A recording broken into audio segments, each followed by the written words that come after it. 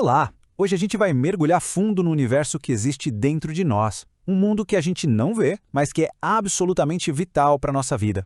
A microcirculação.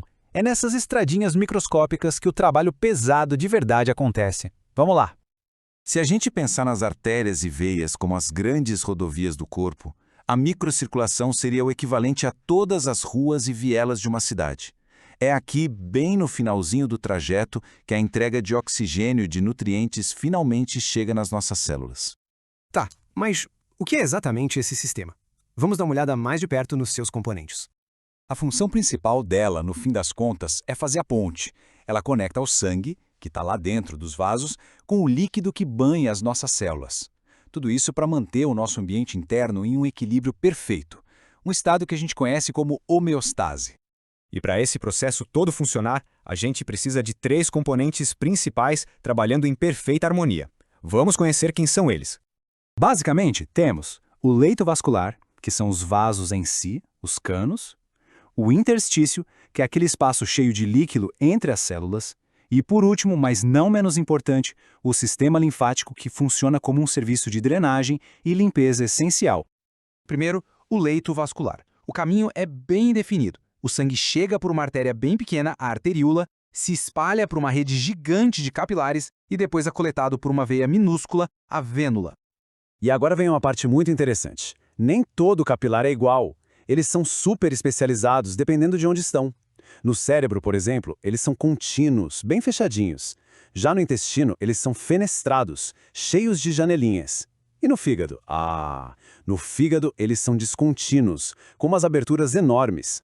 E essa imagem aqui ilustra isso perfeitamente. Dá para ver direitinho a diferença. A estrutura vai de um tubo bem sólido para um com pequenas janelas e finalmente para um com buracos bem grandes. Cada um desses designs foi feito para permitir a passagem de substâncias específicas de acordo com a necessidade do tecido. É genial! Bom, já vimos as estruturas, mas como é que a troca de fluidos, nutrientes e tudo mais acontece na prática? A resposta está na física. A movimentação dos líquidos é basicamente um cabo de guerra. De um lado, existem forças empurrando o líquido para fora dos capilares. E do outro, tem forças puxando esse líquido de volta para dentro. Essas são as famosas forças de Starling. De forma bem simples, a pressão do sangue, a pressão hidrostática, empurra o líquido para fora. Ao mesmo tempo, as proteínas que estão dentro do sangue agem como esponjas, puxando o líquido de volta. É essa batalha constante que define o que sai e o que fica. E esse diagrama aqui mostra o resultado dessa briga. Lá no comecinho do capilar, a força que empurra para fora é mais forte, então o líquido sai e vai para o tecido. Mas no final do capilar, a força que puxa para dentro ganha a batalha e a maior parte do líquido é reabsorvida de volta para o sangue. Só que aqui tem um detalhe fundamental. Esse sistema não é 100% equilibrado. Sempre um pouquinho de líquido, coisa de 10 a 15%, acaba ficando para trás, lá nos tecidos. E aí, o que acontece com essa sobra?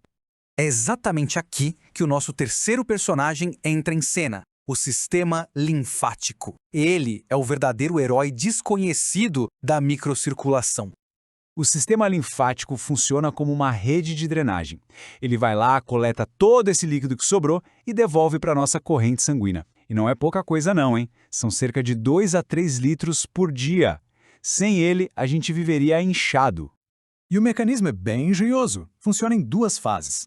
Primeiro, quando a pressão no tecido aumenta, umas válvulas minúsculas se abrem, o vaso linfático expande e suga o líquido para dentro. Logo depois, o vaso se comprime, fecha essas válvulas de entrada e empurra o líquido para frente. É como uma bomba. O sistema linfático é incrível, mas ele também tem seus limites. Vamos ver como ele se comporta quando a pressão começa a aumentar demais. Esse gráfico conta uma história bem interessante. No eixo horizontal, temos a pressão no tecido.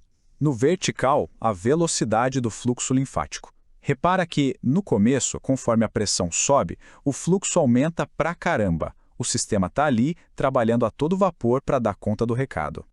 Mas olha o que acontece quando a pressão passa de um certo ponto. O fluxo para de aumentar, ele se estabiliza. É o platô. Nesse momento, o sistema ficou saturado. Ele simplesmente não consegue mais drenar líquido. Não importa o quanto a pressão continue subindo. Ele atingiu sua capacidade máxima.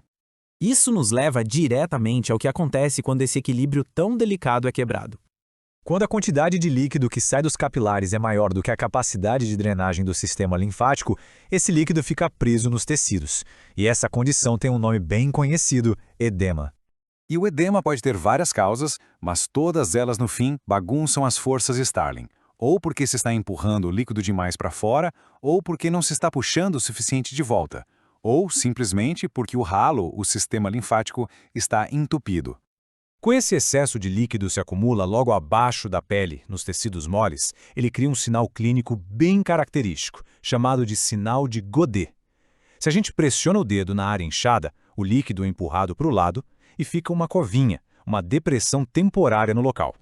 Todo esse sistema, como vimos, é um balanço extremamente delicado e preciso. E isso nos deixa com uma última pergunta para refletir.